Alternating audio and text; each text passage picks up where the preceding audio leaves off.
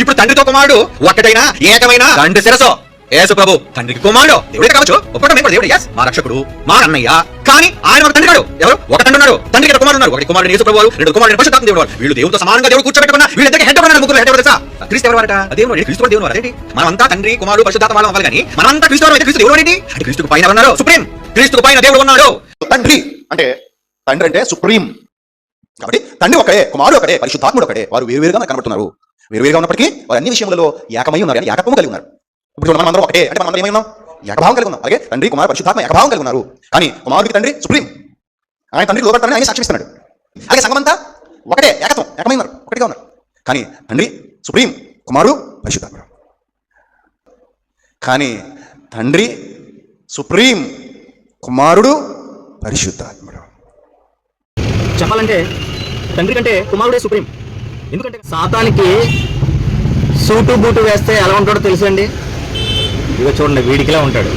అదే మర్చిపోరా లాజరస్ ప్రసన్న బాబు, తండ్రి అయిన దేవునికి కుమారుడైన క్రీస్తుకి మధ్య ఉన్న సంబంధము నీ బాబుకి నీకు మధ్య ఉన్న పొగరబోతు అధికారిక పెద్ద ఎగపు ముసుగులో ఉన్న పెత్తందారితనపు సంబంధం వంటిది అనుకున్నావా? కానే కాదు. దావీదు కుమారుడు అనబడటాన్ని బట్టి, శరీరమును బట్టి, లోబడినను తండ్రి అని పిలిచినను శాశ్వత ప్రేమను బట్టి వారు ఏకమై ఉన్నారు. He not only broke the Sabbath, but said also that God was his father, making himself equal with God. సబ్బాతు మీరే, సబ్బాతును మార్చే అధికారం దేవునికి తప్ప మానవునికి లేదు.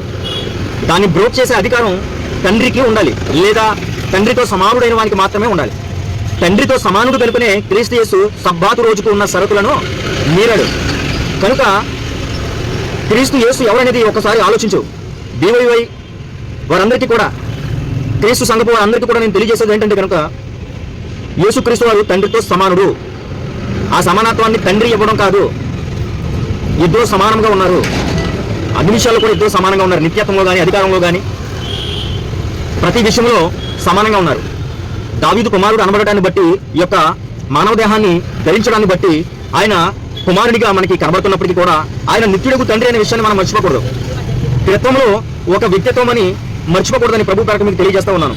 కనుక ఈ విషయాలను మీరు జాగ్రత్తగా గమనించి ఇటువంటి కలబులి మాటలను ఆపి క్రీస్తు యొక్క ఔన్నత్యాన్ని గుర్తించాలని ప్రభు పేరట మీకు తెలియజేస్తా ఉన్నాను. చెప్పాలంటే తండ్రి కంటే కుమారుడే సుప్రీం.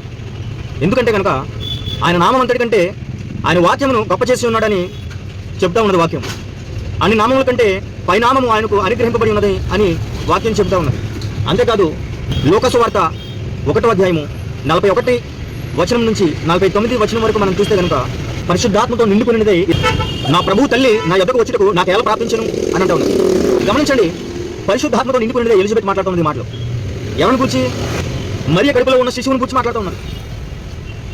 ఎలా గుర్తించింది? పరిశుద్ధాత్మతో గుర్తించింది.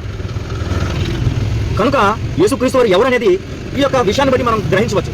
అంతేకాదు మరి అంటూ ఉన్నది ఆయన నామము పరిశుద్ధము, ఆయన నామము పరిశుద్ధము, దేవుని నామము పరిశుద్ధము. కనుక యేసుక్రీస్తు వారు ఎవరు అనేది ఈ యొక్క విషయాన్ని బట్టి మనం గ్రహించవచ్చు. కనుక యేసుక్రీస్తు వారిని తక్కువవానిగా, యేసుక్రీస్తు వారిని చిన్నవానిగా మాట్లాడడం చూడడం మానేసి ఆయనను తండ్రితో సమానుడిగా వాక్యం తెలియజేస్తూ ఉన్నది. కనుక ఈ యొక్క విషయాన్ని గమనించవలసిందిగా ప్రభు పేరట తెలియజేస్తా ఉన్నాను.